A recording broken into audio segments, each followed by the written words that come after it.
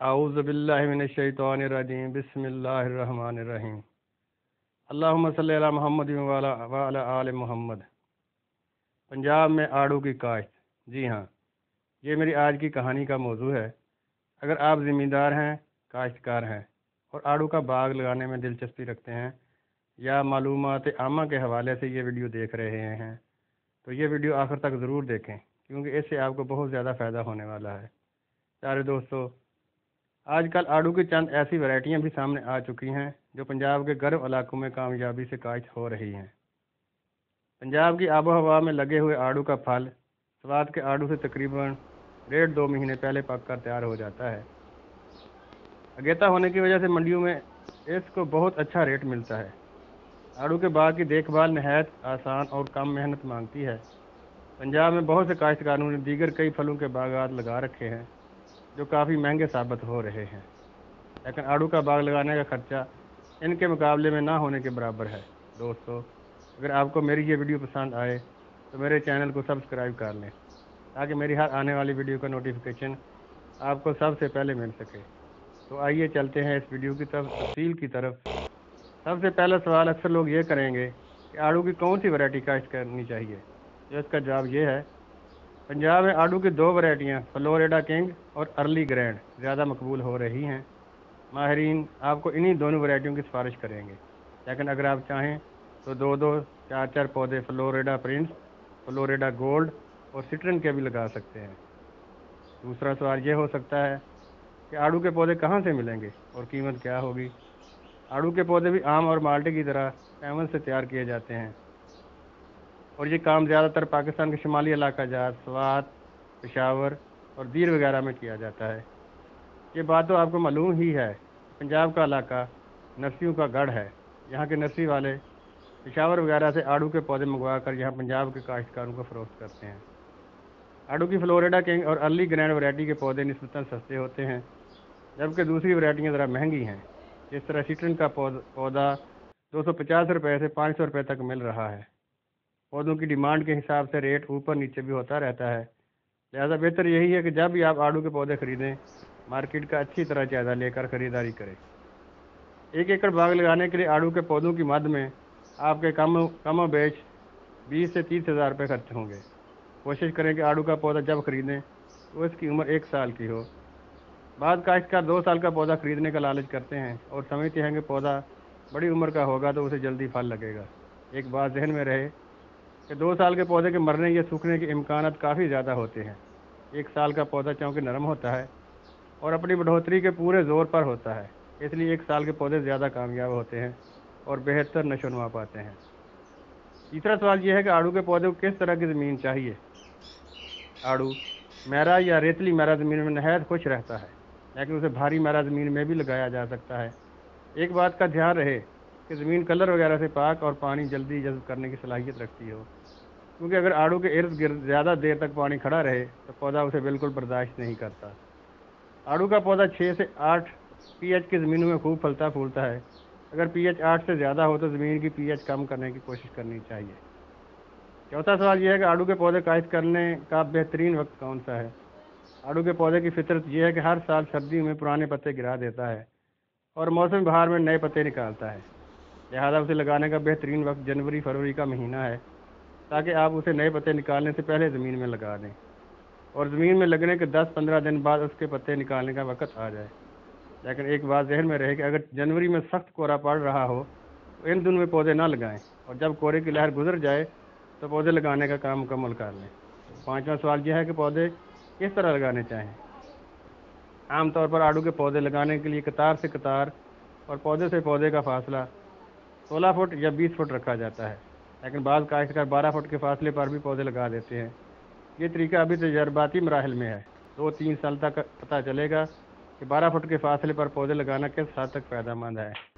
ماہرین 16 فٹ سے کم فاصلے پر آڑو کے پودے لگانا بہتر نہیں سمجھتے، کیونکہ وہ سمجھتے ہیں کہ کم فاصلے پر پودے لگانے سے باغ جنگل کا منظر پیش کرتا ہے، جس کی وجہ سے پودوں کو ہوا اور روشنی مناسب مقدار میں نہیں ملتی اور پودوں کی پیداوار متاثر ہونے کے ساتھ ساتھ بیماریوں اور کیڑے مکوڑوں کو بھی حملہ کرنے کا بہتر موقع میسر آ جاتا ہے۔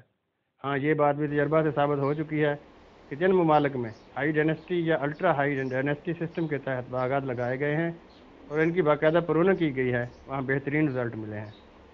20 فٹ کے فاصلے پر لگے ہوئے پودوں کے درمیان آپ چھوٹے قد کی فصلیں بھی کاشت کر سکتے ہیں، کیونکہ آڑو کی فصل صرف 3 مہینے میں پک کر تیار ہو جاتی ہے اور باقی عرصہ رقبہ خالی رہتا ہے۔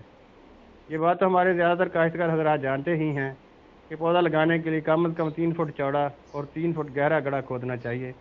گڑھے کو جس مٹی سے بھرنا ہے، اس کا ایک حصہ گلے سڑے گوبر، ایک حصہ بھل اور ایک حصہ اسی گڑھے کی مٹی پر مشتمل ہونا چاہیے۔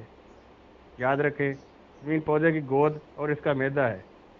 پودے کا میدا جتنا صحت مند ہوگا، پودا اتنی ہی بہتر نشو نما پائے گا۔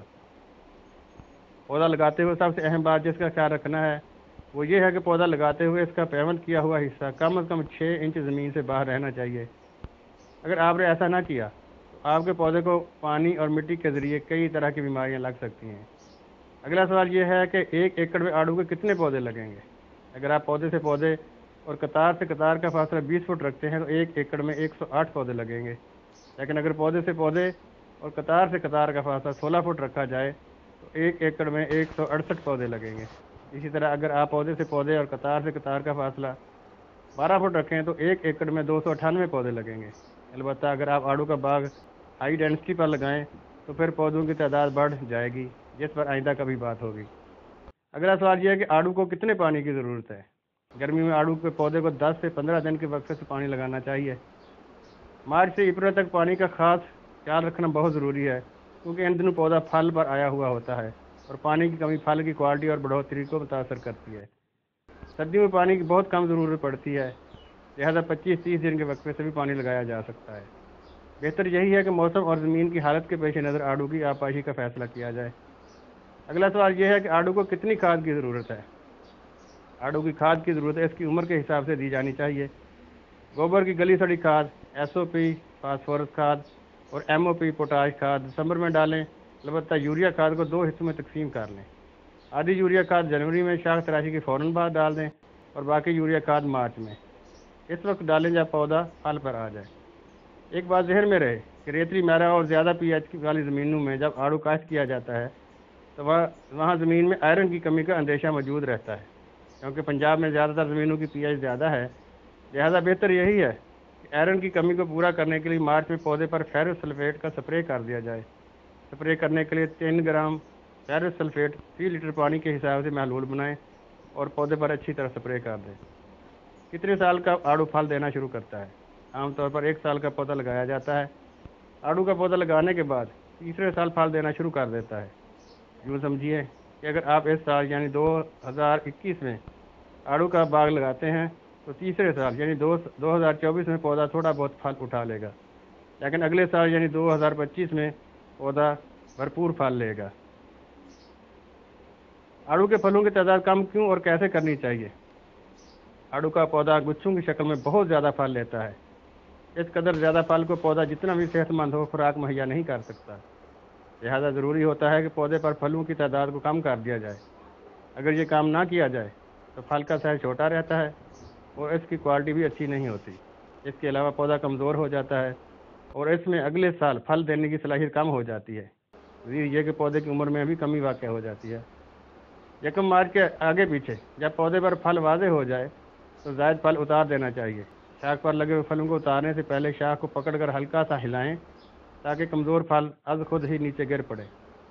شاخ پر موجود پھلوں کو اس طرح اتاریں کہ ایک پھل کا دوسرے پھل سے فاصلہ 3 سے 4 انچ ہو جائے۔ پودے سے پھلوں کی تعداد کم کرنے سے آپ کو صحت مند اور معیاری پھل حاصل ہوگا انشاءاللہ۔ اگلا سوال یہ ہے کہ کس مہینے میں پنجاب کا آڑو کا پھل پک کر تیار ہو جاتا ہے؟ پنجاب کے موسم میں آڑو کی ارلی گرینڈ ویرائٹی کا پھل 15 اپریل تک پک کر تیار ہو جاتا ہے، جبکہ فلوریڈا کنگ کا پھل 15 دن بعد یعنی 30 اپریل تک پک جاتا ہے۔ واضح رہے کہ اپریل کے مہینے میں پنجاب کے آڑو کے علاوہ کوئی بھی دوسرا آڑو منڈی میں نہیں آ رہا ہوتا، حتیٰ کہ اپریل میں ہمسایہ ممالک سے بھی آڑو کی سپلائی شروع نہیں ہوئی ہوتی۔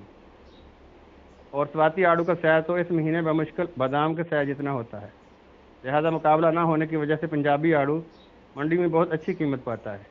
اگلا سوال یہ ہے کہ آڑو کی پیداوار کتنی ہوتی ہے؟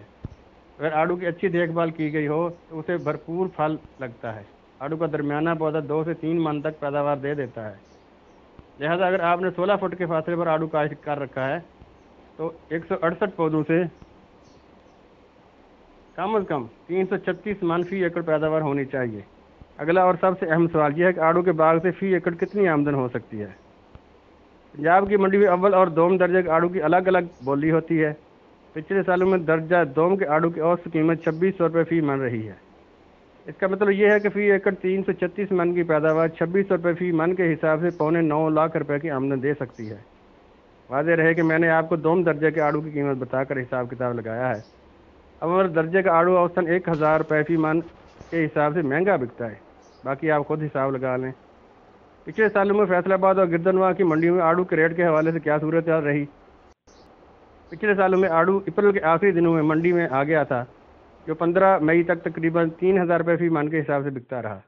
مئی سے جون تک پنجاب کا آڑو اوسطاً 2600 روپے فی من کے حساب سے فروخت ہوتا رہا۔